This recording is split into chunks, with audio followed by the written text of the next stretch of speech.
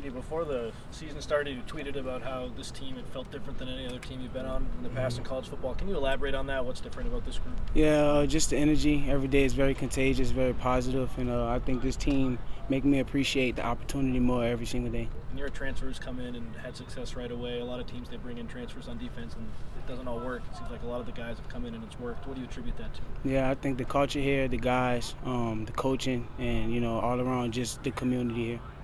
You said on, I think it was only USC, just that, before the LSU game, that was, I think, the only team that one of the only schools that hadn't offered you that you wanted. How did that kind of motivate you in that game, and why did that hit as hard as it did? Yeah, it just hit it hard because, my past, being from Louisiana and things like that. So I just had the mindset of whatever team will put me in the best position to compete against them, that will be the school for me. How much did that game kind of set you up mentally for sort of the rest of the year, knowing that motivation factor that was in that for them? You got to get over it fast. So, it was good for preparation, and then after it's over, you got to move to the next team. So it was nice in the moment, though. Having played a couple of games now, what stands out to you about Coach Lynn's defense and why it's so successful? I think the relationships, the communication, and just the 1-2.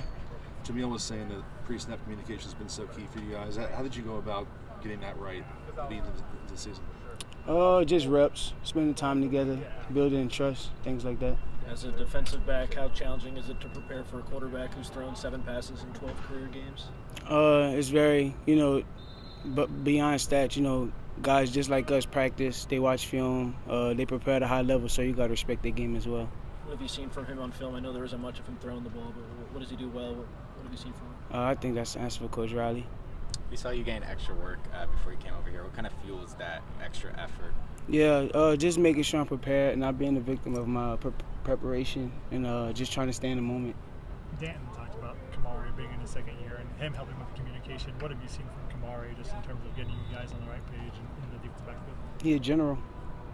That's really all I can say. He did a good job. Great job.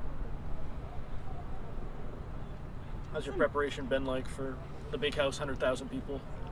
I'm excited. We all excited to play in the big house. Just for me personally, it's a very traditional school stadium, so we're ready to go play there.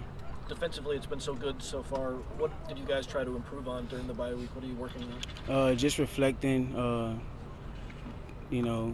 harping on, continue to give you all and prepare at the highest level as you can consistently.